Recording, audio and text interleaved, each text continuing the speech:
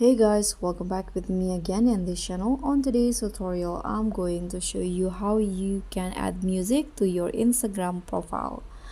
So here I've already opened my Instagram apps and let's just head to my profile in here. Okay, to edit your profile, to add music on it, you can just tap on this edit profile button, and if you scroll down there will be this music option, so you can just tap on this to add music to your profile. So just click on that, click on a plus icon and pick the song that you want.